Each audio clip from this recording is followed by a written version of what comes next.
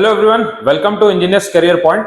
तो जितने भी हमारे स्टूडेंट्स एचपीआरसीए जेई की जो आपकी वैकेंसी आई है 149 सिविल इंजीनियरिंग की, उसकी प्रिपरेशन कर रहे हैं, तो जो आपका सिलेबस नोटिफाई किया गया है एचपीआरसीए के द्वारा, तो उसमें आपको कुछ ऐसे टॉपिक्स भी मिलेंगे जो जनरली बहुत सारे एग्जाम्स में आपको देखने को नहीं मिलते हैं। उनमें से एक टॉपिक है आपके पास जो है ब्रिज इंजीनियरिंग, और उसी के साथ साथ उन्होंने टनल इंजीनियरिंग भी मेंशन किया है। तो उनमें से जो एक टॉपिक है ब्रिज इंजीनियरिंग, आज उसका लेक्चर 1 हम लोग जो है यहाँ पे पढ़ने वाले हैं कि क्या क्या चीजें हमें यहाँ पे पढ़ने की जरूरत है, ब्रिजेस क्या होता है, किस तरीके से हम उसको क्लासिफाई करेंगे। तो लेक्चर 1 में हम लोग जो है कुछ पोर्शन यहाँ पे ब्रिज इंजीनियरिंग का कवर करेंगे। ठीक है, आपके बैचेस जो है वो स्टार्ट हो चुके हैं, बैचेस आपके चल रहे हैं। आप चाहो तो बैचेस इंजीनियर करियर पॉइंट आप ऑनलाइन जाके भी आप बैचेस को ज्वाइन कर सकते हो, या तो आप कमेंट सेक्शन में भी इंक्वायर कर सकते हो। ठीक है, तो चलते हैं, स्टार्ट करते हैं ब्रिज इंजीनियरिंग। क्या क्या चीजें हमें यहाँ पे पढ़ने की जरूरत है, क्या क्या चीजों का ध्यान रखना है, ब्रिज इंजीनियरिंग का सिलेबस क्या है। तो लेक्चर 1 में हम कुछ पोर्शन को कवर करेंगे, ऐसे ही फर्दर लेक्चर्स में हम पूरा का पूरा ब्रिज इंजीनियरिंग को कवर करने की कोशिश करेंगे। चलिए, तो अगर हम बात करें bridge engineering for HPRCA JE exam, बात करते हैं लेक्चर 1 से। ठीक है, तो लेक्चर 1 की अगर स्टार्ट करें तो इसमें सबसे पहले हम लोग आते हैं सिलेबस पे। अगर गोइंग विद द सिलेबस, आपके पास कहीं ना कहीं ये सारे टॉपिक जो है उन्होंने मेंशन कर रखे हैं। बहुत कुछ ज्यादा चीज नहीं है, आसान चीजें ही मेंशन की है उन्होंने।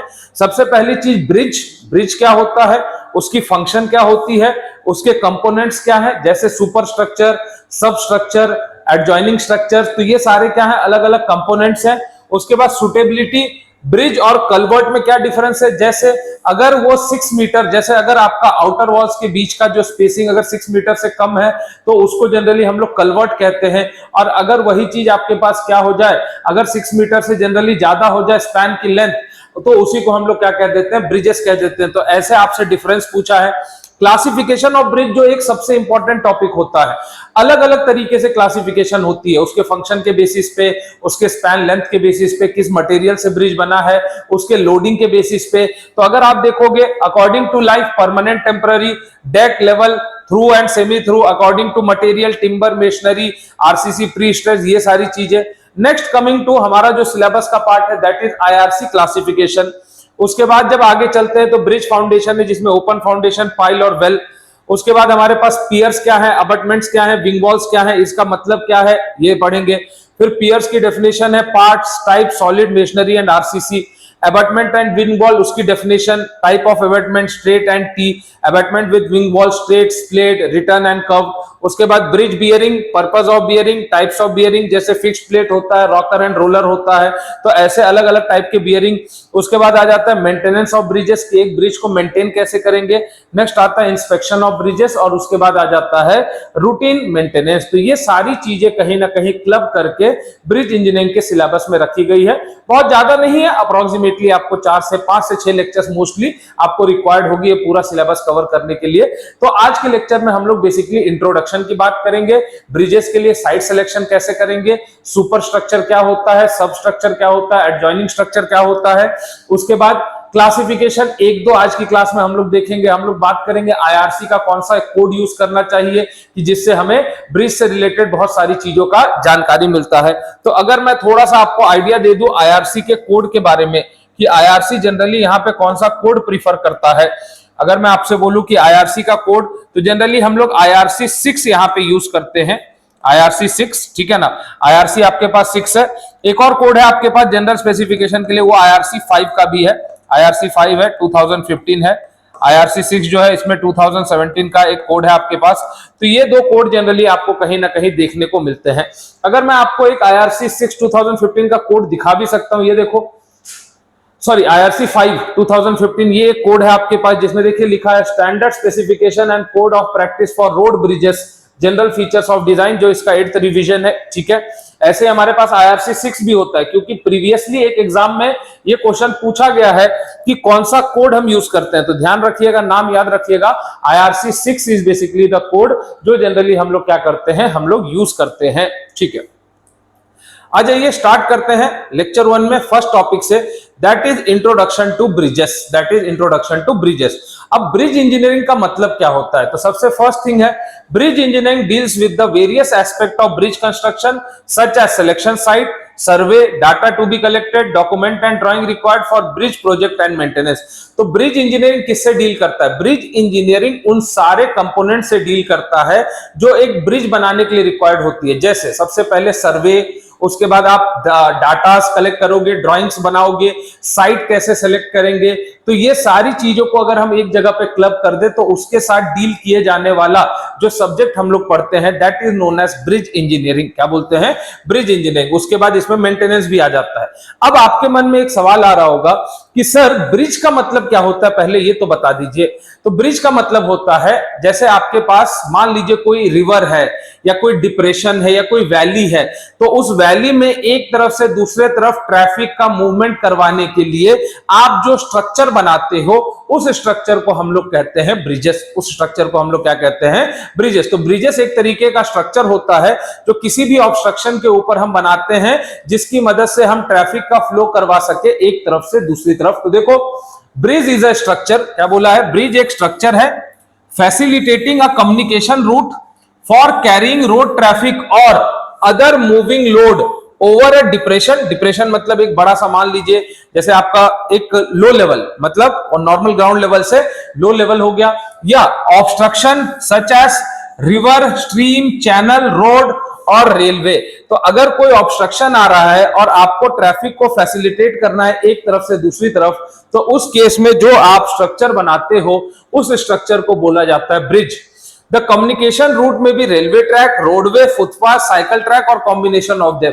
अब आपकी ब्रिज जो है वो रेलवे ट्रैक की हो सकती है या मान लो रोड की हो सकती है, कुछ भी पॉसिबल है। तो इसमें कुछ भी आप बना सकते हो, इसमें कोई ये नहीं है, इसमें कुछ भी पॉसिबल है। ठीक है, आगे बात करते हैं रिक्वायरमेंट ऑफ आइडियल ब्रिज। मतलब अगर एक ब्रिज, अगर हम उसको आइडियल ब्रिज कब कहेंगे तो उसकी रिक्वायरमेंट क्या क्या होनी चाहिए। तो एक आइडियल ब्रिज के लिए क्या क्या रिक्वायरमेंट होनी चाहिए, तो यहां पे अगर हम बात करें, an ideal bridge meets the following requirement to fulfil 3 criteria of efficiency, effectiveness and equity. तो अगर एक आइडियल ब्रिज की हम बात करें तो वो 3 क्राइटेरिया को मीट करता है। Following requirement to fulfil the 3 criteria. It serves, पहला देखिए, it serves the intended function with utmost safety and convenience. मतलब जिस पर्पस के लिए आपने उस ब्रिज को बनाया है उस पर्पस को सबसे अच्छे से सर्व करे, सेफ्टी के साथ भी, कन्वीनियंस के साथ भी। मतलब अगर मैंने एक ब्रिज बनाई है नदी के इस पार से उस पार जाने के लिए, तो उस ब्रिज पे सेफ्टी मेंटेन होना बहुत जरूरी है। क्यों? क्योंकि अगर सेफ्टी नहीं होगी तो उसकी रिक्वायरमेंट, क्योंकि देखो आइडियल क्या होता है, अगर किसी भी चीज की आइडियल की आप बात करते हो तो आइडियल का मतलब क्या है? सारी चीजें सर्वगुण संपन्न हम बोलते हैं, मतलब सारी चीजें ऑन पॉइंट है। तो अगर सेफ्टी नहीं होगी अपने पॉइंट पे तो होगा क्या? आप उस ब्रिज को यूज नहीं करना चाहोगे ना। तो सेम चीज है, it serves the intended function with utmost safety, और आपको कन्वीनियंस भी होना चाहिए। ऐसा नहीं हमने ब्रिज जो है ज्यादा स्लोप पे बना दिया, आप जा ही नहीं पा रहे हो, कम स्लोप पे बनाया, मान लो हमने कुछ अलग तरीके से बना दिया, तो ऐसा नहीं है। कन्वीनियंस भी बहुत इंपॉर्टेंट फैक्टर है। It is aesthetically sound, aesthetically क्या होना चाहिए? अच्छा होना चाहिए। और इट इज इकोनॉमिकल, ऐसा नहीं है कि आप बहुत महंगा ब्रिज बना दोगे, क्योंकि इकोनॉमी भी एक कंस्ट्रेंट है। मतलब आपका ब्रिज कैसा होना चाहिए? आपका ब्रिज इकोनॉमिकल भी होना चाहिए। कैसा होना चाहिए? इकोनॉमिकल भी होना चाहिए। ठीक है, तो ये तो क्या था? ये तो आपके पास क्या थे? ये आपके पास रिक्वायरमेंट्स थे किसी भी आइडियल ब्रिज की। तो हमने देखा ब्रिज क्या होता है, हमने देखा रिक्वायरमेंट ऑफ आइडियल ब्रिज। वहां से आगे अगर हम चले तो नेक्स्ट आता है हमारे पास कंपोनेंट्स ऑफ ब्रिज। एक ब्रिज में क्या क्या कंपोनेंट्स होते हैं एक ब्रिज के अंदर।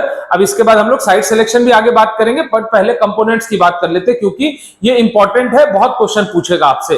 तो बात करते हैं नेक्स्ट कंपोनेंट्स ऑफ ब्रिज की। तो major parts of bridge, bridge के अंदर 3 पार्ट, इसको हम लोग डिटेल में भी आगे डिस्कस करेंगे, बट यहाँ पे कंपोनेंट्स को थोड़ा सा समझते हैं।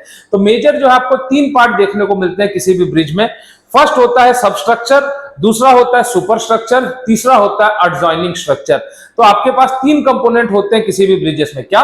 सुपरस्ट्रक्चर, सबस्ट्रक्चर और एडजॉइनिंग स्ट्रक्चर। अब आपको नाम सुन के लग रहा होगा कि सर इन तीनों का मतलब क्या है, तो चलिए आगे चलते हैं।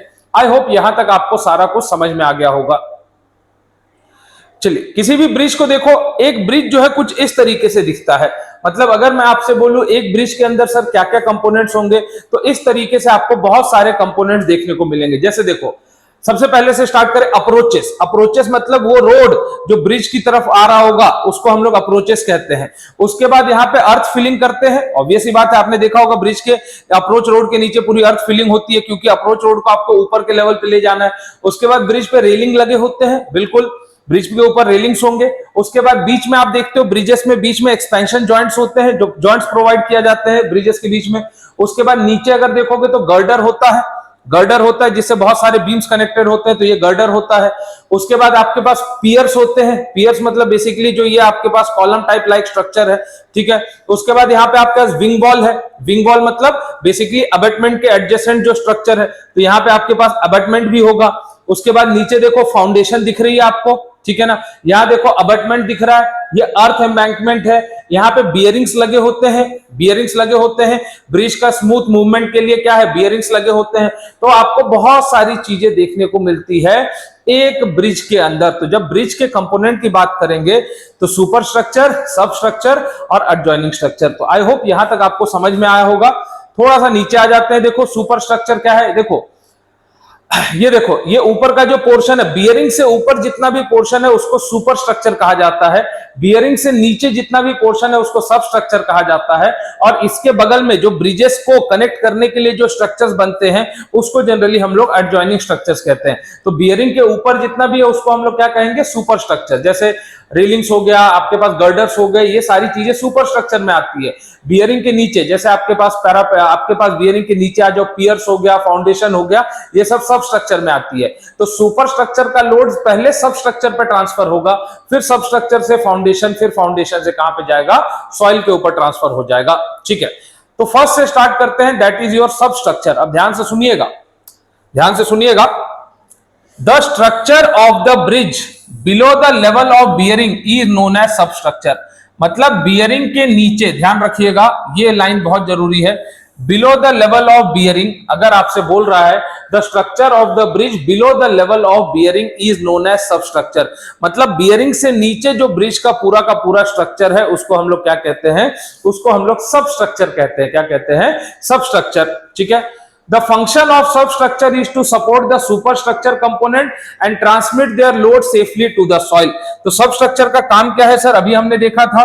सबस्ट्रक्चर का काम है सपोर्ट करना सुपरस्ट्रक्चर के कंपोनेंट्स को और ट्रांसमिट करना उनके लोड्स को सॉइल के ऊपर सेफली। उनके लोड्स को कहां पे ट्रांसमिट करना, सॉइल के ऊपर सेफली उनको ट्रांसमिट करना, ठीक है। चलिए आगे। अब सुपर स्ट्रक्चर, सब स्ट्रक्चर में क्या क्या चीजें आती है वो इंपॉर्टेंट है, क्योंकि ये सवाल में आपसे पूछेगा, बहुत बार आया है ये कंपोनेंट्स में, बहुत बार पूछता है। अगर आप एचपीआरसी जेईई के प्रीवियस पेपर्स उठा लो तो 22 में जो है अप्रोक्सीमेटली 3-4 क्वेश्चन ब्रिज से पूछा है, but questions were very easy. आज हम लोग कुछ क्वेश्चंस भी डिस्कस करेंगे, ठीक है। बात करते हैं सबसे पहला, इट कंसिस्ट ऑफ फॉलोइंग अबटमेंट्स। सबसे पहला क्या है आपके पास, अबटमेंट्स। तो अबटमेंट्स क्या होता है, यहां देखो, अगर इस ब्रिज को आप देखोगे तो इस ब्रिज को सपोर्ट करने के लिए यहां पे आपको एक स्ट्रक्चर दिख रहा है, ये दिख रहा है, ये स्ट्रक्चर, ये तो आपके पास पियर हो गया। यहां पे आपको एक स्ट्रक्चर दिख रहा होगा, इसको अबटमेंट बोला जाता है। क्या बोलते हैं इसको हम लोग, अबटमेंट। तो देखते हैं, पढ़ते हैं क्या होता है। Abutment are the end supports of a bridge structure, मतलब किसी भी ब्रिज का स्ट्रक्चर का जो एंड सपोर्ट है, मतलब इस तरफ भी होगा और इस तरफ भी, दोनों तरफ जो एंड सपोर्ट होगा किसी भी ब्रिज का, उसको हम लोग अबटमेंट्स कहते हैं। तो यहाँ पे आपको दिख रहा है, ये देखो ध्यान से अगर देखोगे तो ये आपके पास यहाँ पे क्या बना हुआ है, ये आपके पास अबटमेंट्स बने हुए हैं। तो अगर हम पढ़े, abutments are the end supports of a bridge structure. तो अबटमेंट्स क्या है, एंड सपोर्ट है किसका, ब्रिज स्ट्रक्चर का, ठीक है सर, कोई दिक्कत नहीं, समझ में आता है। तो abutments are the end supports of a bridge structure. It plays the role of retaining walls to resist the lateral movement of earth fill of the bridge approach. तो ये किसका रोल प्ले करता है, एक तो जो आपने फिलिंग कर रखी है किसकी, अर्दन मटेरियल की, एक तो फिलिंग जो आपने कर रखी है उसको रिटेन करके रखने में मदद करता है। एक तो आपको ये सपोर्ट प्रोवाइड कर ही रहा है दोनों एंड पे, दूसरी चीज जो आपके पास पीछे की तरफ जो बैक में आपने सॉइल फिल किया है, देखो कभी भी आपने देखा होगा जब कोई ब्रिज आने वाला होता है तो सर्टेनली हमें लेवल रोड का ऊपर बढ़ाना होता है, उसके लिए हम फिलिंग करते हैं। तो फिलिंग को हमें क्या करना है, रिटेन भी तो करके रखना है। तो उसको रिटेन करने के लिए जनरली जो है हम क्या करते हैं, अबैटमेंट बनाते हैं। तो देखो, it plays the role of retaining walls to resist the lateral movement of earthen fill, मतलब इस अर्दन फिल का जो लैटरल मूवमेंट मूवमेंट है, लैटरल डायरेक्शन में उस अर्दन फिल का मूवमेंट ना हो, उसको रेजिस्ट करने के लिए हम क्या प्रोवाइड करते हैं, हम अबटमेंट प्रोवाइड करते हैं fill of the bridge approach. तो एक और बार पढ़ेंगे, it plays the role of the retaining wall to resist lateral movement of the earthen fill of the bridge approach. मतलब जहां से ब्रिज अप्रोच कर रहा है, ये अप्रोच मतलब ब्रिज जहां से स्टार्ट है उसके जस्ट पीछे जो अप्रोच पोर्शन है, वहां पे जो अर्दन फिल किया है उसका लैटरल मूवमेंट ना हो जाए, उसको रोकने के लिए जो आपका रेजिस्टिंग रिटेनिंग स्ट्रक्चर है उसको हम लोग अबटमेंट कहते हैं। कहां पे प्रोवाइड करते हैं, दोनों एंड पे। क्या है, तो आप पढ़ सकते हो abutment are the end supports of bridge structure. तो यहां पे अगर देखोगे तो कुछ इस तरीके से आपको देखने को मिलता है। ये रेलिंग पोर्शन अभी मैंने आपको बताया था, टॉप पोर्शन जो उसको डेक कहते हैं, ये है पियर, जो आपके पास कॉलम लाइक स्ट्रक्चर होता है, ब्रिज के केस में हम उसको पियर कहते हैं। इस पियर के ऊपर कैप प्रोवाइडेड होता है, इसको पियर कैप कहा जाता है। नीचे आपको दिख रहा है चैनल्स है, चैनल्स मतलब ये रिवर है, ये जो है आपके पास नीचे जो चैनल्स दिख रहे हैं ये बेसिकली रिवर है जो बोर्ड के अंदर या बोर्ड से बाहर आ रहे हैं। यहाँ पे बीम्स दिख रहा होगा, डेक के नीचे क्या प्रोवाइडेड है, डेक के नीचे सर बीम्स प्रोवाइडेड है। तो आई होप आपको अबेटमेंट क्लियर हो गया होगा। चलते हैं आगे, नेक्स्ट बात करते हैं पियर्स। पियर्स देखो क्या है, piers provide intermediate support between the two bridge span. मतलब देखो अगर आपके पास यहां पे देखो, यहां क्या था अबेटमेंट, यहां इन दो सपोर्ट थे, इंटरमीडिएट जितने भी सपोर्ट्स होते हैं ब्रिजेस के उसको हम लोग पियर्स कहते हैं, इंटरमीडिएट। जैसे मान लो कि अगर मान लो ये ब्रिज है तो यहाँ पे एक मान लो अबेटमेंट, अगर इधर एक सपोर्ट है इधर एक सपोर्ट है, तो इंटरमीडिएट अगर मान लो ऐसा कुछ इंटरमीडिएट सपोर्ट जो है उसको हम लोग क्या कह देंगे, तो उसको हम लोग पियर्स कह देते हैं। क्या कह देते हैं, पियर्स। तो पियर्स प्रोवाइड इंटरमीडिएट, जैसे यहां देखो ये दिख रहा है, ये क्या है आपके पास पियर, देखो इधर अबेटमेंट, इधर से सपोर्ट अबेटमेंट का, इधर से सपोर्ट अबेटमेंट का, और यहाँ पे बीच में जो सपोर्ट है इंटरमीडिएट, इसको हमने क्या कहा, इसको हमने पियर्स कह दिया। तो piers provide intermediate support between the two bridges span. तो पियर्स आपको क्या प्रोवाइड करता है, इंटरमीडिएट सपोर्ट प्रोवाइड करता है दो ब्रिज स्पैन्स के बीच में। Piers mainly support the bridge element and transfer the load to the foundation. तो पियर का काम क्या होता है, ब्रिज के एलिमेंट को सपोर्ट करना और लोड को कहां पहुंचाना, ट्रांसफर कर देना फाउंडेशन पे। लोड को कहां पे ट्रांसफर कर देना, फाउंडेशन पे। और piers are known as the compression members of a bridge. तो पियर्स को ऐसे भी हम लोग क्या कहते हैं, पियर्स को हम लोग ब्रिज का कंप्रेशन मेंबर भी कहते हैं। तो पियर्स क्या है, सब्जेक्टेड टू प्राइमरी कंप्रेशन होता है, इसीलिए पियर्स को क्या कहा जाता है, कंप्रेशन मेंबर्स भी कहा जाता है। तो क्लियर है, पियर्स हमारा यहां पे हमें समझ में आ गया। सर पियर्स तो क्लियर है, नेक्स्ट पे चलते हैं। नेक्स्ट आपके पास क्या है सर हमारे लिए, तो नेक्स्ट है हमारे पास विंग वॉल। नेक्स्ट है हमारे पास विंग वॉल्स। तो देखो it is one of the earth retaining structures in the bridge. मतलब ये भी क्या है, ये भी अर्थ रिटेनिंग स्ट्रक्चर है। मतलब कहीं ना कहीं जो आपके पास सॉइल मास जो आपने फिलिंग में यूज की है उसको रेजिस्ट करने में मदद करता है। सर अबेटमेंट भी ये करता है, बट विंग वॉल थोड़ा सा अलग होता है, ध्यान से समझिएगा। It is one of the earth retaining structure in the bridge. Sir कोई दिक्कत नहीं, समझ गए। आगे देखिए, they are located adjacent to the abutment and act as a retaining wall. मतलब अबेटमेंट के एडजेसेंट ये होते हैं और रिटेनिंग वॉल की तरीके से एक्ट करते हैं। थोड़ा सा इस इमेज में देखो, ये देखो, ये आपको अबेटमेंट है, यहां दिख रही है, ये इस लाइन को अगर आप ध्यान से देखोगे तो इसको अबेटमेंट बोलेंगे, इधर और इधर दोनों तरफ। इसके एडजेसेंट ये दिख रहा है, ये भी अर्थ को रिटेन कर रहा है ना, इसके एडजेसेंट ये तो अबेटमेंट था, यहाँ पे जो सीधा ये अबेटमेंट था, यहाँ ये जो सीधा आप प्रोवाइड करोगे ये इस वाले पोर्शन में, ये इसको तो अबेटमेंट कह देंगे। बट अगर उसके एडजेसेंट में हम देखें, ये भी अर्थ रिटेन को क्या करता है, अर्थ जो अर्दन फिल है उसको रिटेन करने में मदद करता है, तो इसको विंग वॉल कहते हैं। तो विंग वॉल जो है वो आपके अबेटमेंट के एडजेसेंट लगे होते हैं। अबेटमेंट तो है दो सपोर्ट, मतलब दो ब्रिजेस के एंड सपोर्ट्स को अबेटमेंट कहते हैं। उसके एडजेसेंट जो रिटेनिंग वॉल्स बने होंगे उसको हम लोग क्या कह देते हैं, उसको हम लोग विंग वॉल्स कह देते हैं। जैसे विंग्स कैसे होते हैं, विंग्स मान लो किसी बर्ड का आपने देखा होगा, तो सेम चीज है। उस अबेटमेंट के एडजेसेंट जो दोनों तरफ आपने स्ट्रक्चर बनाया जिसकी मदद से आप अर्दन फिल को रिटेन कर रहे हो, उसको हम लोग क्या कह देते हैं, विंग वॉल्स कह देते हैं। तो देखिएगा, it is one of the earth retaining structures in the bridge. They are located adjacent to the abutments and act as a retaining wall.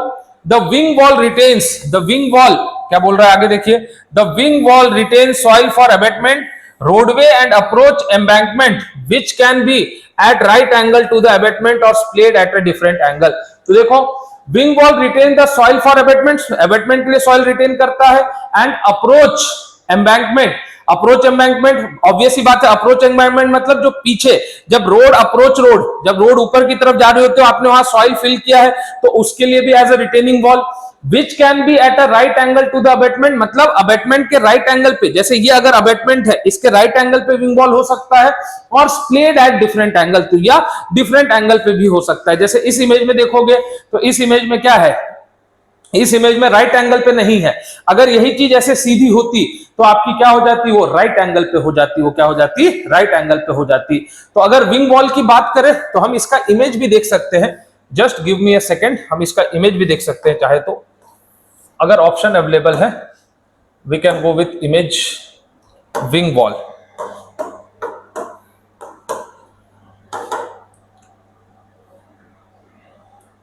ठीक है, हाँ ये देखिएगा, ये देखो, ये दिख रहा है, इस इमेज में आप देख सकते हो, इट कैन बी, इस इमेज से आपको बहुत अच्छा आइडिया पता लग जाएगा। ये देखो, ये देखो, हाँ सबसे अच्छा ये इमेज दिख रही है, इसको देख, इसी को बोलते हैं विंग वॉल। ये दिख रहा है नीचे ये इमेज, दिस इज क्लियर, ये दिख रहा है, ये क्या कर रहा है, यहां तो एबेटमेंट है, दो सपोर्ट, इधर पीछे एबेटमेंट है, ये आपके पास क्या है, ये विंग वॉल है, ये विंग वॉल, इसका भी काम सेम ही है, सब्जेक्टेड टू अर्थ, मतलब अर्दन, मतलब बेसिकली अर्थ, अर्दन फिल जो है उसको क्या करता है, रेजिस्ट करता है, मतलब अर्थ रिटेनिंग स्ट्रक्चर हुआ ये एक तरीके से, क्या हो गया, अर्थ रिटेनिंग स्ट्रक्चर हो गया। ठीक है, तो बहुत तरीके के विंग वॉल आप देख सकते हो, अलग अलग तरीके से, बहुत जगह ये देख रहे हो, ये सारे आपके क्या है, बेसिकली ये सारे आपके विंग वॉल्स हैं। तो आई होप अब आपको क्लियर हो गया होगा, चलते हैं हम लोग आगे। ठीक है, चलिए, तो ये है हमारे पास क्या, विंग वॉल्स। अब विंग वॉल्स जब हमारे पास हो गया तो हमने तीन चीजें देखी, हमने क्या क्या देखा, हमने देखा पियर, हमने देखा विंग वॉल, हमने देखा एबेटमेंट। ये तीनों किसमें आ जाते हैं, ये तीनों सर पार्ट है किसके, ये तीनों पार्ट है सब स्ट्रक्चर के, किसके पार्ट है, सब स्ट्रक्चर के।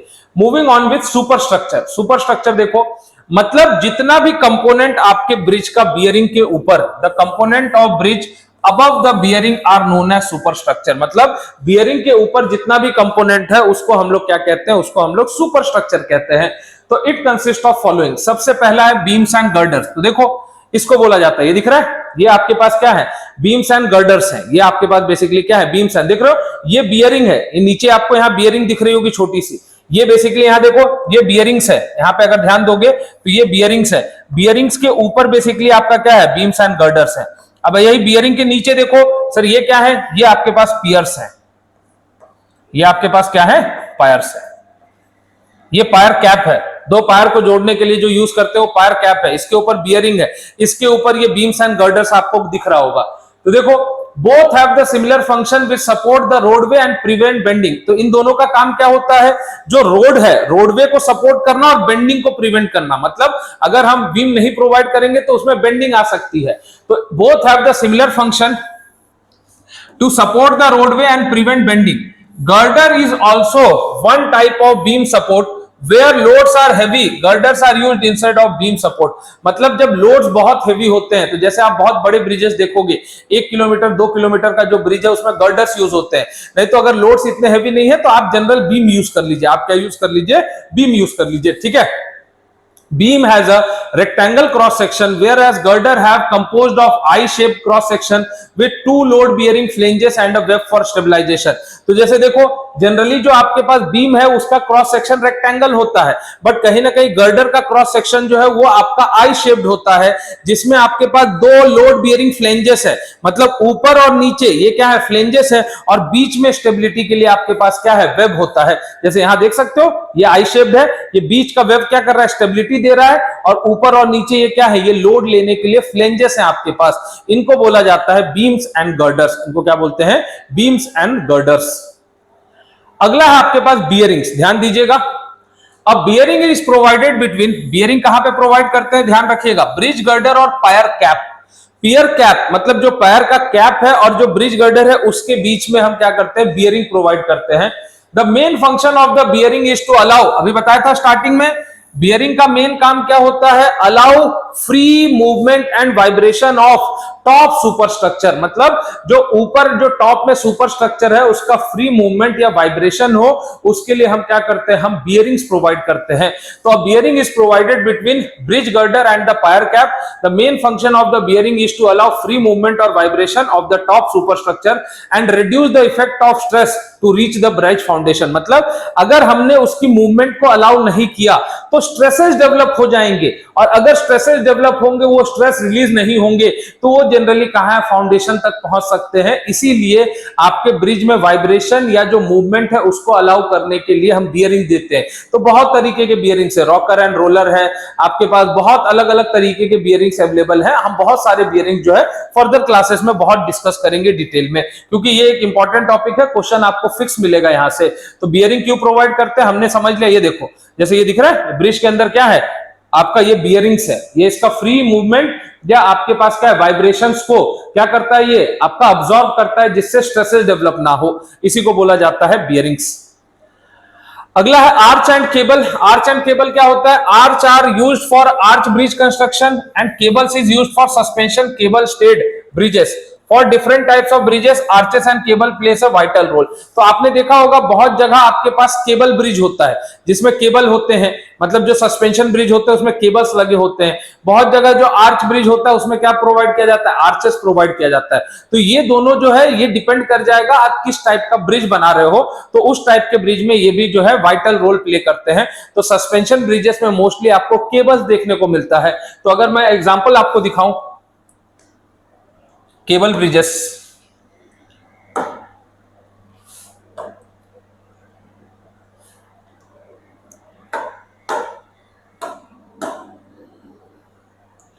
ये देखो, ये होता है, ये दिख रहा है, ये केबल्स का यूज करके आपने ब्रिज बनाया है। मतलब पूरा ब्रिज जो है आपका सस्पेंडेड फॉर्म में है, मतलब आपने केबल्स का यूज किया है ब्रिज को बनाने के लिए, इसीलिए इनको क्या बोला जाता है? इनको बोला जाता है केबल्स ब्रिजेस। इनको क्या बोला जाता है? Cables bridges. ये देखो केबल स्टेड ब्रिजेस है ना, ये केबल्स के अंदर क्या होती है? हम सर्टेन लेवल पे टेंशन हम उसमें बनाते हैं, जिससे वो क्या करता है? उस ब्रिज को पूरा होल्ड करके रखता है। तो इस ब्रिज, इस केबल में टेंशन होता है, और नीचे के पोर्शन में क्या होता है? आपके पास कंप्रेशन होता है। इसको बोला जाता है केबल स्टेड ब्रिज। ठीक है, चलिए क्लियर है। और ऐसे आपके पास आर्च ब्रिज भी आपको देखने को मिलता है। ठीक है, आगे बात करते हैं पैरापेट वॉल एंड हैंडरेल्स की। पैरापेट वॉल एंड हैंडरेल्स क्या होते हैं? देखो, the parapet is one of the safety components of any bridge which prevent the vehicle from falling off where there is a drop. मतलब जहां पे भी ड्रॉप है वहां से व्हीकल नीचे ना गिरे, इसलिए हम पैरापेट वॉल प्रोवाइड करते हैं। हम क्या प्रोवाइड करते हैं? Parapet wall. तो parapet is one of the safety components of any bridge which prevent the vehicle from falling off or where there is a drop. It is also useful for restricting views, preventing rubbish from passing below and acting as a noise barrier. तो इसीलिए कभी-कभी views को भी restrict करने के लिए, जैसे आप सिटीज में आप किसी ब्रिज पे जाते हैं तो आपने देखा होगा बहुत ऊपर के लेवल तक रेलिंग बनाई हुई होती है। क्यों? क्योंकि व्यूज को रेस्ट्रिक्ट करने के लिए, एज अ नॉइज बैरियर के लिए। तो बहुत बार ये भी आपको देखने को मिलता है। तो जैसे ये देखो, ये रेलिंग्स या पैरापेट यहाँ पे भी आप बना सकते हो, तो रेलिंग्स दे दो या पैरापेट प्रोवाइड करो, दोनों ही आप यहाँ पे देख सकते हो। तो नेक्स्ट आपके पास parapet wall and handrails. It is also useful for restricting views, preventing rubbish from passing below and acting as a noise barrier. ठीक है, तो इसको बोलते हैं पैरापेट। अगला आ जाता है फ्लोरिंग। फ्लोरिंग क्या है? देखो, it is the top surface of the bridge roadway on vehicle travel. It is made of concrete और बिटुमिनस रोड। मतलब ये जो देखो, ये जो टॉप सरफेस आपको दिख रहा है, इसको फ्लोरिंग कहते हैं। जो टॉप सरफेस आपको देखने को मिलता है उसको हम लोग क्या कहते हैं? उसको हम लोग फ्लोरिंग कहते हैं। तो सुपर स्ट्रक्चर में आपके पास beams and girder, handrails and parapet, उसके बाद केबल एंड आर्चेस, उसके बाद आपके पास बियरिंग्स, उसके बाद आपके पास फ्लोरिंग। तो ये सारे के सारे किसमें देखने को मिलते हैं? सुपर स्ट्रक्चर में देखने को मिलते हैं। Now moving on with adjoining structure. Adjoining structures मतलब वो स्ट्रक्चर्स जो ब्रिज को मेन रोड से कनेक्ट करने में मदद करते हैं। क्योंकि देखो, मेन रोड का आरएल अलग है, ब्रिज जब आपने बनाया तो उसका कुछ लेवल अलग है, तो इनको कनेक्ट करने के लिए हम जो है कुछ स्ट्रक्चर्स बनाते हैं, उनको बोला जाता है एडजॉइनिंग स्ट्रक्चर्स। उनको क्या बोलते हैं? एडजॉइनिंग। तो सबसे पहला देखो अप्रोचेस। अप्रोचेस क्या होता है? It is structured and constructed at starting and ending of any bridge. मतलब जहां से ब्रिज स्टार्ट हो रही है या जहां पे ब्रिज एंड हो रही है, उससे पहले आप स्ट्रक्चर्ड या कंस्ट्रक्टेड देखोगे।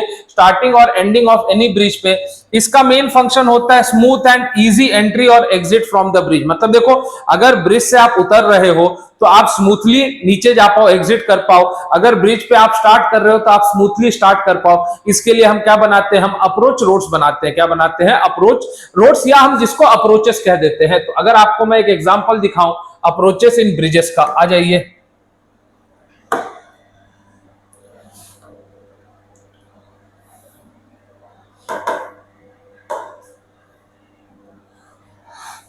ये देखो, ये होता है, जैसे अगर कभी देखोगे, कभी आपने देखा होगा, ये देखो, जैसे ये है ना, जैसे एक इमेज ले लेते हैं छोटा सा, इसमें पता चल जाएगा हमें। ये दिख रहा है, इस इमेज में देखिएगा ध्यान से, इस इमेज में देखो, ये इमेज में दिख रहा है, यहां पे देखो, ये है ब्रिज जहां से स्टार्ट हो रही है, उससे पहले अप्रोच स्लैब आपको देखने को मिलता है। जैसे यहाँ पे देखो, ये टूट गया है, यहाँ पे जैसे देख सकते हो, ये दिख रहा हो ब्रिज के यहाँ पे क्या अप्रोच स्लैब है। ये देखो वॉइड फॉर्मेशन हुई, नीचे से सॉइल जो है वो आपका क्या होगा, वो वहां से हट गया होगा, जिसके कारण वॉइड फॉर्मेशन के कारण ये अप्रोच स्लैब टूट गई। उसके आगे क्या स्टार्ट हो रही है, ब्रिज डेक स्टार्ट हो रहा है, तो ये अप्रोच स्लैब है। यही इन्हीं को अप्रोचेस कहा जाता है, ठीक है ना। इन्हीं को क्या कहा जाता है, अप्रोचेस कहा जाता है, जिसकी मदद से ब्रिज पे स्मूथली एंट्री या एग्जिट कर सकते हैं, ठीक है।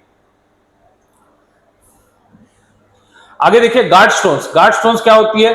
They are used to restrict traffic on a particular lane or sometimes as a road railing, but are generally position to protect a specific object such as corner of a street or side of the gate. इसको protect करने के लिए हम क्या provide करते हैं, हम guard stones provide करते हैं, ठीक है। अब इस इमेज में देखिए, आपको दिख रहा होगा, नीचे फाउंडेशन, ऊपर सुपर सबस्ट्रक्चर, उसके ऊपर सुपर स्ट्रक्चर। यहाँ पे देख सकते हो सारा का सारा एक जगह पे बना हो। ये देख रहे हो, ये अबटमेंट, उसके बगल में विंग वॉल्स, उसके पीछे अप्रोच रोड, ये आर्चेस दिख रहा है, ये आर्चेस, ये पियर कैप, नीचे पाइल्स, वहां बियरिंग, उसके बाद ये गर्डर्स, उसके बाद डेकिंग। ये सारी चीजें आपको जो है ब्रिज के कंपोनेंट्स में देखने को मिलते हैं।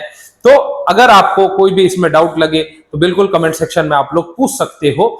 आगे हम लोग चलते हैं, फर्दर बात करते हैं सिलेक्शन ऑफ ब्रिज साइट के बारे में।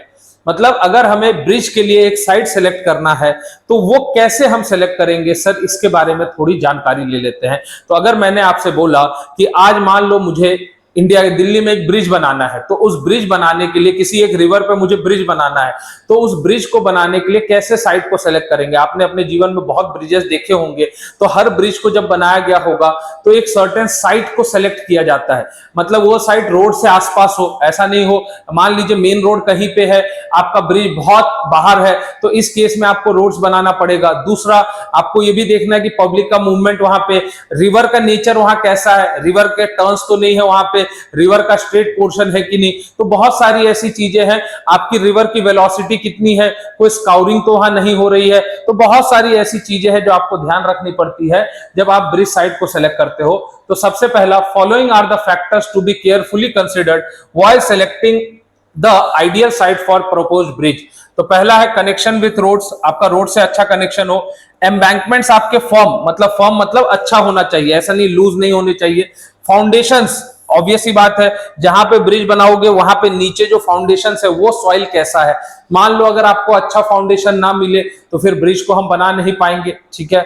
उसके बाद मटेरियल्स एंड लेबर्स, आपका वहां पे इजिली अवेलेबल है कि नहीं, ऐसा तो नहीं है कि मटेरियल्स ही अवेलेबल नहीं है, लेबर्स अवेलेबल नहीं है। राइट एंगल क्रॉसिंग, ठीक है ना, क्लियर है।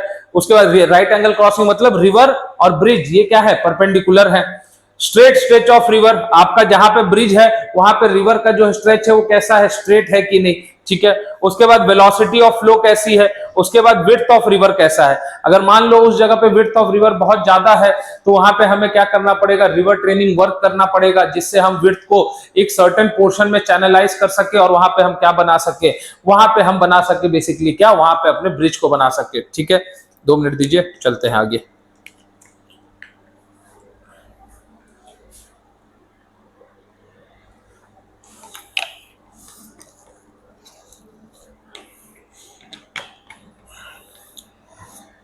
अब ये जितने भी फैक्टर्स हमने यहां पे देखे, ये सारे फैक्टर्स को आ जाइए डिटेल में थोड़ा बहुत डिस्कस करते हैं। देखो, each of the above factor will now be briefly described. अब देखो, कनेक्शन विथ रोड, सबसे पहला, the bridges are constructed to connect the road on either side of the river. The bridge side should therefore form a proper link between the roads on the either side of a river.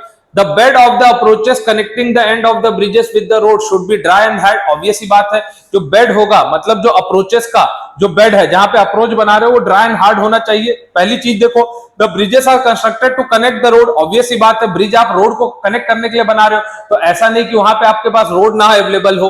ठीक है, the approaches at the bridge should be such that they do not involve heavy expenditure.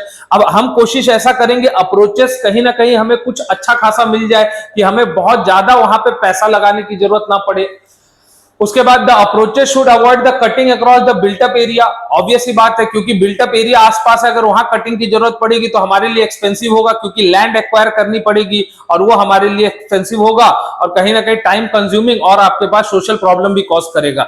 मतलब आपको इस तरीके से उसका side देखना है कि जहां पे आप आराम से अप्रोच बना सको, अप्रोच का बेड जो है वो हार्ड हो, उसके बाद कोई पब्लिक इंटरफेरेंस ना हो, कोई वहां पे पब्लिक प्रॉपर्टी नहीं आ रही हो जिसको एक्वायर करने के कारण दिक्कत आए। ठीक है, पहला। दूसरा, फॉर्म एम्बैंकमेंट। फॉर्म एम्बैंकमेंट का मतलब क्या है? The embankment on the upstream side and downstream side of the bridge side should B form. मतलब जो अपस्ट्रीम दोनों तरफ, अपस्ट्रीम या डाउनस्ट्रीम साइड में जो है आपका embankment form, high, permanent, solid, straight and well defined होना चाहिए। Such embankments are not disturbed at the time of heavy floods and they do not allow the course of river to alter। ठीक है ना, तो form embankment. एक चीज आपने और कभी गौर की होगी, एक चीज आपने कभी और गौर की होगी, आपने देखा है जिस भी रिवर पे ब्रिजेस बने होते हैं जनरली कोई भी नई ब्रिज जो है हम उसी के आसपास बनाते हैं। याद करो, आप सोचना, कभी भी देखना किसी भी रिवर पे जनरली जो ब्रिजेस बनी होती है ऑलरेडी मान लो वो खराब होने की कगार पे है, तो हम वहां पे कोई भी नई ब्रिज जो है हम उसी के आसपास बनाते हैं। क्यों? क्योंकि ऑलरेडी स्टडी वहां की हो रखी होती है। ऑलरेडी जो है, जैसे मान लो आज आप देखोगे गंगा रिवर पे कहीं पे भी जाओगे तो गंगा रिवर पे जितने भी पुराने ब्रिजेस हैं, नए ब्रिजेस जस्ट उसके एडजेसेंट बन रहे हैं, जस्ट उसके। क्यों? क्योंकि वहां पे ऑलरेडी स्टडीज हो रखी है, हमें वहां पे एम्बैंकमेंट के बारे में पता है, हमें वहां पे सॉइल की फाउंडेशन के बारे में पता है, हमें वहां पे सॉइल की प्रॉपर्टी, हमारे पास अप्रोच रोड भी है, क्योंकि थोड़ा ही बहुत हमें चेंज करना पड़ेगा, बहुत ज्यादा दिक्कत नहीं आएगी, क्योंकि ऑलरेडी पुराने ब्रिज का तो अप्रोच रोड बना है। तो इसीलिए कभी भी देखना कि जो नए ब्रिजेस है वो हमेशा पुराने ब्रिजेस के ही मोस्टली आसपास बनाए जाते हैं। हाँ, अब ऑब्वियस ही बात है कि अगर आप नया ही ब्रिज कर रहे हो, वहां पे कोई पहले से नहीं है, तो पूरी स्टडी कंडक्ट करनी पड़ेगी। बट हाँ, अगर पहले से कोई ब्रिज है उसके आसपास ही हम मोस्टली कोशिश करते हैं ब्रिज बनाने की, क्योंकि स्टडीज कम करनी पड़ती है। अगला देखिए, foundation. The foundation, the nature of the soil at the bed of the river at the bridge side should be such that good foundation are available as a reasonable depth। आप ये भी जान सकते हो कि सर कौन सी studies करनी पड़ती है। बहुत सारी है, जियोटेक्निकल स्टडी आपको करनी पड़ेगी, सॉइल की टेस्टिंग है, रिवर का कैसा कोर्स है, बहुत सारी स्टडीज होती है। ठीक है, the nature of the soil at the bed of the bridge side should be such that good foundation are available at a reasonable depth। मतलब बेसिकली जो है फाउंडेशन की बात करेंगे तो यहां से क्वेश्चन पूछता है, ध्यान रखिएगा, यहां से क्वेश्चन पूछता है, एक दो बार एग्जाम में यहां से क्वेश्चन पूछा गया है। ठीक है, तो क्वेश्चन क्या है देखो, the nature of the soil at the bed of the river at a bridge side should be such that good foundations are available at a reasonable depth. देखो दिक्कत क्या होगी, अगर सॉइल का नेचर अच्छा नहीं है जहां पे आप बना रहे हो तो आपको बहुत ज्यादा डेप्थ तक अपने फाउंडेशन को लेके जाना पड़ेगा, जो कहीं ना कहीं हमारे लिए एक्सपेंसिव हो जाएगा। जैसे बहुत बार हुआ है, बहुत रिवर्स में बहुत डीप तक हमें पाइल लेके जानी पड़ी है, तब जाके कहीं ना कहीं ठीक ठाक डेप्थ मिली है। तो for the substructure of the bridges the site subjected to minimum scour should be preferably chosen. मतलब हमेशा आप वो साइट चूज करोगे जहां पे स्काउरिंग बहुत कम से कम होती है, जहां पे स्काउरिंग कम से कम होती है मोस्टली हम वो ही साइट को चूज करते हैं, ध्यान रखिएगा। मटेरियल एंड लेबर्स की बात करेंगे तो आपके पास मटेरियल एंड लेबर्स के क्या केस है sir? The site of the proposed bridge should be located that the materials and labour required for the construction of bridge are easily available. ठीक है ना, क्योंकि ऑब्वियस ही बात है, अगर आपके पास जहां पे आप ब्रिज बना रहे हो वहां पे मटेरियल अगर इजीली अवेलेबल नहीं है तो दिक्कत क्या होगी सर? अगर आपको दूर से मटेरियल ट्रांसपोर्ट करना पड़ेगा, लेबर्स को दूर से लाने पड़ेंगे, तो आपके लिए वो ब्रिज एक्सपेंसिव हो जाएगा। ठीक है, राइट एंगल क्रॉसिंग, ध्यान रखिएगा। At bridge side, the direction of flow of water should be nearly perpendicular to the center line of bridge। जैसे मान लो अगर ये मेरा ब्रिज का सेंटर लाइन है, तो जो आपका फ्लो है, आपका जो फ्लो है, अगर मैं आपसे बोलूं कि फ्लो जो है वो कुछ ऐसा होना चाहिए, मतलब नियरली राइट एंगल पे होना चाहिए। नियरली क्या है आपके पास? राइट एंगल पे। तो देखो At bridge side, the direction of flow of water should be nearly perpendicular to the center line of the bridge. कैसा होना चाहिए? Should be nearly perpendicular to the center line of the bridge. Such a crossing is known as right angle crossing or square. ऐसे ही crossing को हम लोग right angle crossing या square crossing कहते हैं. And it is desirable to have such crossing as far as possible because of the following facts. अब ऐसी होनी क्यों चाहिए? उसके लिए कुछ रीजन है. पहला, ये आपको स्मूथ फ्लो ग्रांट करता है रिवर का. ये आपको क्या करता है? रिवर का स्मूथ फ्लो कहीं ना कहीं ग्रांट करता है. ये आपको क्या करता है? रिवर का स्मूथ फ्लो ग्रांट करता है. दूसरा, it permits the construction of segmental wing walls and return walls with the minimum sharped angle structure. मतलब ऑब्वियस सी बात है कि अगर 90 डिग्री पे होगा तो आप विंग वॉल्स को बहुत आराम से बना पाओगे, बहुत ज्यादा आपको बनाने में दिक्कत नहीं आएगी. उसके बाद the formation of eddies and cross currents are avoided. Obvious सी बात है कि अगर मान लीजिए स्ट्रेट रीच है रिवर की, अगर मान लीजिए कहीं रिवर का टर्न वन है तो वहां पे एडीज के फॉर्मेशन के चांसेस ज्यादा होते हैं. अगर मान लीजिए टर्न है तो वहां पे एडीज के फॉर्मेशन के चांसेस ज्यादा होंगे. स्ट्रेट रीच में ये भी चांस कम हो जाता है. It provide the shortest length. ये याद रखिएगा, ये क्या प्रोवाइड करता है? It provides the shortest length of the bridge span as well as the length of the pier and abutment. मतलब जो आपके पास bridge span की लेंथ इस केस में सबसे कम निकल के आती है, as well as the length of the pier and abutments. The skew or slanting bridges are not desirable because they are usually avoided for following reason. तो स्क्यू या स्लैंट जो ब्रिजेस है, मतलब जो बेसिकली नहीं है राइट एंगल पे, it is difficult to construct the skew bridges, specially the skew arch bridges. The depth of the bridge foundation is likely to be more as the foundation are to be subjected to scour. Obvious सी बात है कि अगर chance है यहाँ पे scouring का तो आपको डेप्थ ऑफ फाउंडेशन ज्यादा रखनी पड़ेगी. क्यों? क्योंकि स्काउरिंग के चांसेस बन जाते हैं. ठीक है, आगे देखिएगा. The design of the skew bridge is complicated. The maintenance of skew bridge is difficult. The passage of water under the skew bridge is not smooth. तो ये सारे कारण है. इस कारण से आप मोस्टली राइट एंगल क्रॉसिंग को प्रीफर करते हो. Straight stretch of the river, ये भी ध्यान रखिएगा. The river should have a straight stretch over a reasonable long distance on the upstream side and downstream side. मतलब जब अगर मान लो ये ब्रिज है मेरा, ये ब्रिज है, ठीक है, ये ब्रिज है, तो इस ब्रिज के अपस्ट्रीम और डाउनस्ट्रीम दोनों साइड में रिवर के पास एक सर्टेन लॉन्ग स्ट्रेच होनी चाहिए. रिवर के पास एक सर्टेन क्या होनी चाहिए? Long stretch. कैसी? स्ट्रेट. लॉन्ग स्ट्रेच होनी चाहिए, बट कैसी? स्ट्रेट. क्यों? Such a straight stretch ensures smooth and uniform flow of water and it allows smooth navigation. क्योंकि ये क्या इंश्योर करता है? Smooth and uniform flow of water और स्मूथ नेविगेशन आपको अलाउ करता है. The curve stretch of river is not desirable as it's create problem during construction and maintenance. तो कर्व स्ट्रेच जो है वो जनरली डिजायरेबल नहीं होता है. तो एक तो राइट एंगल क्रॉसिंग होनी चाहिए और दूसरा स्ट्रेट रीच होनी चाहिए. ठीक है, आगे देखो. Velocity of the flow. It is very important to check that the velocity of the flow at the bridge site is proper. If the velocity of flow is less than particular value, then silting will occur. And on the other hand, अगर एक particular value से ज्यादा है तो आपके पास scouring देखने को मिलेगी. तो ये भी चीज ध्यान रखनी है कि जो ब्रिज साइट है वहां पे वेलोसिटी कितनी है फ्लो की. अगर मान लो वेलोसिटी बहुत कम हुई, दिक्कत ये होगी कि वहां पे स्काउरिंग का खतरा, सिल्टिंग का खतरा होगा. अगर वेलोसिटी बहुत ज्यादा हुई तो स्काउरिंग का खतरा होगा. ठीक है, as matter of fact velocity of the flow at bridge side should be between range of non silting and non scouring velocity. अब जो permissible velocity का range है कुछ अलग अलग सॉइल्स के लिए, जैसे अगर वेरी फाइन सैंड है तो मेरे पास 60 to 90 centimetre per second. Fine sand and loose clay के लिए 50, क्योंकि अगर फाइन सैंड या लूज क्ले है. कोर सैंड के लिए 50 to 100. अगर फाइन ग्रेवल सैंडी और स्टिफ क्ले है 100 to 150. Clay with sand 150, clay के लिए 200. Soil with rock and coarse gravel 150 to 250. Rock and boulders 250 to 500. मतलब इतना सेंटीमीटर पर सेकंड परमिसिबल वेलोसिटी है. अगर मान लो वेलोसिटी ज्यादा या कम है तो फिर सिल्टिंग या स्काउरिंग का खतरा हो सकता है. ठीक है, width of the river. It is quite evident that the width of the river indicates length of bridge. It is the desirable to have minimum width. ये देखो, आपको हमेशा क्या डिजायरेबल होगा? Minimum width. The smaller the width of the river, उतना ही सस्ता आपका bridge होगा. तो हमेशा हमें मिनिमम विड्थ चाहिए. क्यों? क्योंकि जितनी आपकी विड्थ कम होगी उतना ही आपका सस्ता जो है ब्रिज बनेगा. इसको बोला जाता है. ठीक है, अब बात कर लेते हैं थोड़ी सी क्लासिफिकेशन ऑफ ब्रिजेस की. किसकी क्लासिफिकेशन? एक ही दो क्लासिफिकेशन देखेंगे, ज्यादा बात नहीं करेंगे. थोड़ी बहुत क्लासिफिकेशन बाद में क्वेश्चंस करके फिर हम लोग लेक्चर 1 को एंड करेंगे. बेस्ड ऑन मटेरियल्स, मटेरियल्स जो कंस्ट्रक्शन के लिए यूज हुआ है, तो मटेरियल के बेसिस पे स्टील की ब्रिज, टिम्बर ब्रिज हो गया आपके पास, आरसीसी ब्रिज हो गया, प्री स्ट्रेस कुछ भी पॉसिबल है, तो timber bridge, bridges are construct using timber material are called timber bridge, this are constructed for short span, हमेशा ध्यान रखिएगा छोटे स्पैन के लिए जनरली होता है, लंबे स्पैन के लिए नहीं। It is design for pedestrian low weight transport, हमेशा ध्यान रखिएगा बड़े व्हीकल्स या हैवी व्हीकल्स के लिए डिजाइन नहीं होता है, ठीक है ना। Timber bridges are not sufficient for heavy loading और जनरली प्रीफर होता है शॉर्ट स्पैन के लिए।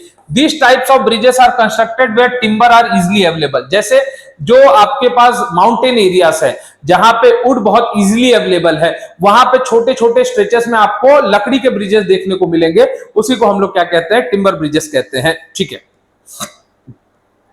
अगला है मेशनरी, देखो in the masonry bridge stones and bricks, तो मेशनरी ब्रिज में क्या यूज हो रहा है, stones and bricks are used as a construction material, हम क्या यूज कर रहे हैं, स्टोन्स और ब्रिक्स, मतलब आपके पास स्टोन्स है, ब्रिक्स है, इनका मेशनरी फॉर्म में आप क्या कर रहे हो, ब्रिज बना रहे हो।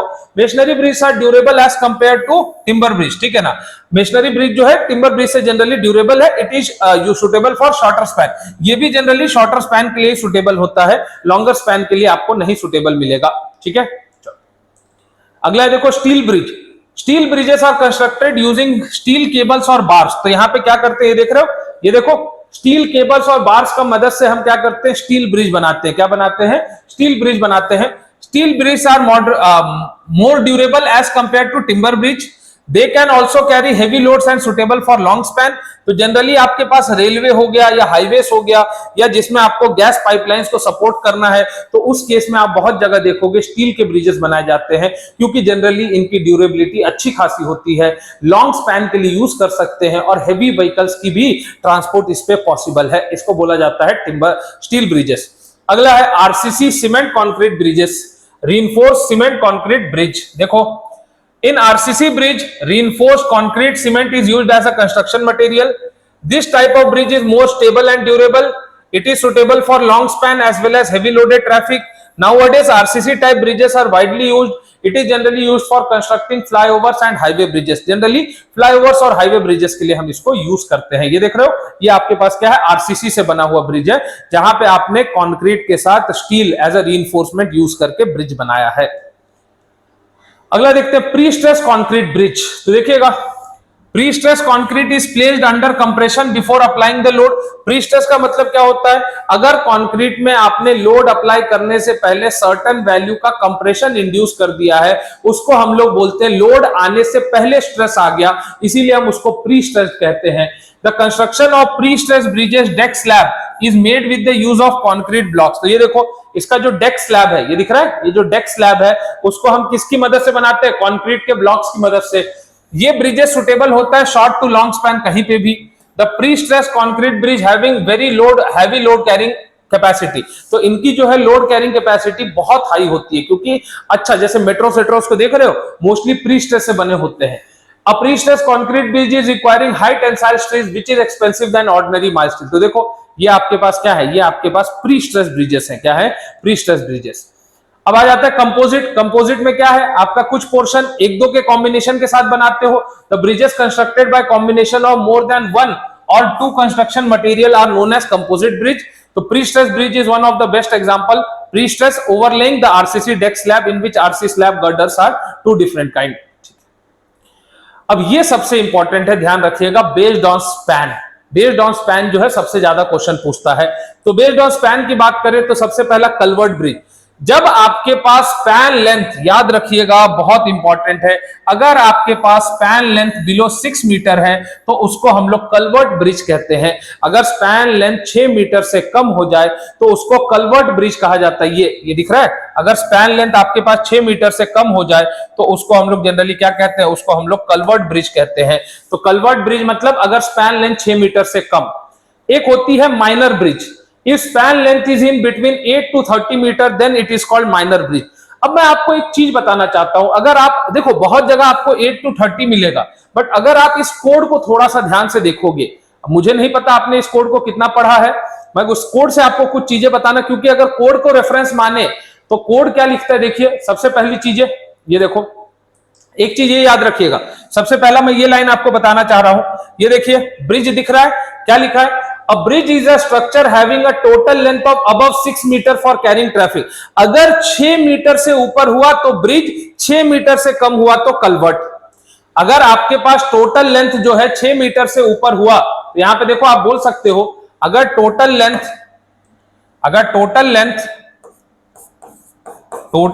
ग्रेटर देन 6 मीटर तो उसको हम ब्रिज बोलेंगे। अगर 6 मीटर से छोटा है तो क्या कहलाएगा, वो कलवर्ट कहलाएगा। ठीक है, वो कहलाएगा ब्रिज। अब देखो यहां पे, तो इसकी बात हो गई। आगे देखो, अब यहां पे देखो कलवर्ट क्या लिखा है, culvert is a structure having total length up to 6 metre between outer faces of wall.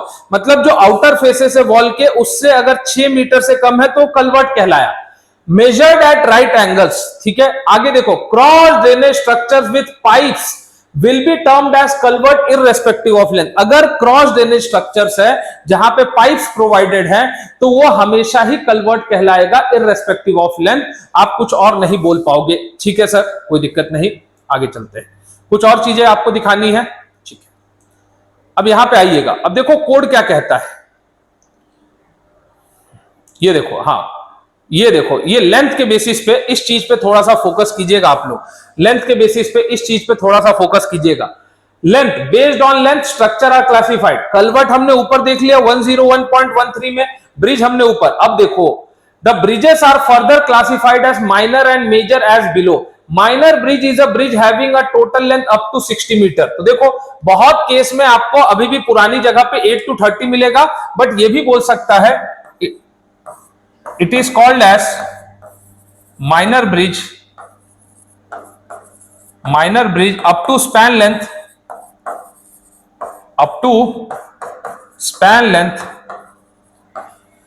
of 60 metre, up to span length of 60। But बहुत जगह जनरली 8 to 30 लिखा है। If bridge span length is between 8 to 30 then it is called minor। But अगर IRC का code देखोगे तो इस code में उन्होंने सिंपली लिखा है minor bridge is bridge having a total length of up to 60 metre. Major bridge is the bridge having a total length of more than 60 metre. तो अगर हम मेजर की बात करें तो ये तो माइनर हो गया।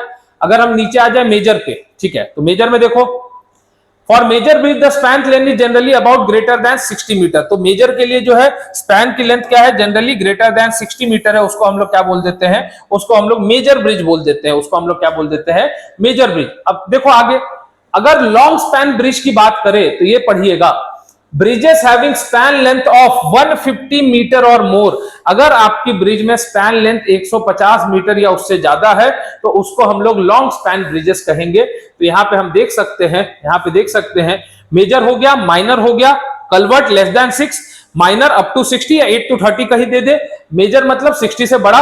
और लॉन्ग स्पैन के लिए देखोगे, bridge having span length of 150 meters or more are classified as long span. बहुत जगह पे अगर मान लो उसने ऑप्शन में नहीं दिया, बहुत जगह क्या है, वैसे फिर से बता रहा हूं, जैसे आपके पास लेस देन 6 तो आपके पास कलवर्ट, 8 to 30 आपके पास माइनर, 30 to मोस्टली 120 आपके पास हम लोग मेजर बोल देते हैं, 120 से बड़ा लॉन्ग स्पैन। तो बहुत जगह आंसर 120 भी मान लेते हैं, बट जनरली अगर कोड को देखोगे तो कोड कहता है bridge having span length of 150 meters or more are classified as long span bridge. इसको हम लोग क्या बोलते हैं, लॉन्ग स्पैन ब्रिज बोलते हैं। अगर 150 मीटर से ऊपर हो जाए तो उसको बोला जाता है लॉन्ग स्पैन ब्रिज। क्लियर है? आई होप आपको ये चीज समझ में आ गई होगी। तो हमने क्लासिफिकेशन देखा, अभी और क्लासिफिकेशन करेंगे फर्दर लेक्चर में। अभी हमने कुछ क्लासिफिकेशन देखे, उसके बेसिस पे आइए क्वेश्चंस करते हैं। ठीक है, तो ये आपकी जेईई 2022 में आ रखा है। क्या बोल रहा है, a bridge is treated as a long span bridge if the span is more than. तो अभी हमने देखा था एक ब्रिज लॉन्ग स्पैन ब्रिज कब होगा, जब उसका स्पैन किससे बड़ा हो जाए, जब उसका स्पैन जो है 150 मीटर से बड़ा हो जाए तो उसको जनरली हम लोग क्या कहेंगे, उसको जनरली हम लोग लॉन्ग स्पैन ब्रिज कहेंगे। तो bridge is treated at long span if the span is more than. आपके पास तो ऐसे क्वेश्चंस मिलेंगे, आपको ध्यान रखिएगा। Wings wall are designed for, wings wall को किसके लिए डिजाइन करते हैं, ये भी आपके जेईई 2022 में आ रखा है। ऊपर वाला क्वेश्चन भी जेईई 2022 का है। तो विंग्स वॉल को जनरली डिजाइन किया जाता है अर्थ प्रेशर के लिए। किसके लिए डिजाइन करते हैं, अर्थ प्रेशर। क्योंकि देखो विंग्स वॉल जो है, विंग्स वॉल किसको रिटेन कर रहा है, अर्थ मटेरियल को। तो उसके ऊपर क्या आएगी, अर्थ प्रेशर लोड आएगी ना, तो उसको डिजाइन करते हैं अर्थ प्रेशर के लिए। चलिए क्वेश्चन नंबर 3 पे चलते हैं। क्या है, in bridge the substructure primarily functions to. तो ब्रिज के अंदर सब स्ट्रक्चर का काम क्या होता है, support the live load directly and provide riding surface, नहीं, सपोर्ट नहीं करेगा लाइव लोड को directly. Resist wind forces and bridge deck, नहीं। ड्रेन द वाटर फ्रॉम, नहीं। Transfers load from substructure to the foundation and ground, अभी पढ़े थे सब स्ट्रक्चर का काम क्या होता है, लोड को ट्रांसफर करना सुपर स्ट्रक्चर से कहां पे, फाउंडेशन या ग्राउंड पे, ये काम होता है सब स्ट्रक्चर का। आगे देखो क्या है आपके पास, ठीक है। अब क्या पूछा, which of the following is not a component of bridge सब स्ट्रक्चर, इनमें से ब्रिज सब स्ट्रक्चर का कौन सा कंपोनेंट नहीं है, तो अबैटमेंट तो है, विंग वॉल भी है, पियर भी है, तो क्या आंसर हो जाएगा, गर्डर, क्या हो आंसर हो जाएगा, girder will be your answer, girder will be your answer, ठीक है। तो आंसर क्या हो जाएगा, answer will be your girder. An abutment is a super structure element that, abutment का काम क्या है, support the bridge at intermediate point, नहीं, ये कौन करता है, ये करता है पियर्स, ये करता है piers. Support the end of the bridge and retain the approach embankment, बिल्कुल बिल्कुल बिल्कुल, क्या करता है, एंड एम्बैंकमेंट को रिटेन करता है, अप्रोच एम्बैंकमेंट को रिटेन करता है और support the end of the bridge, बिल्कुल सर, बी सही है। सी सर नहीं, सी भी गलत है, सपोर्ट द नहीं, प्रोवाइड लैटरल ब्रेसिंग नहीं, ठीक है, ये भी नहीं है।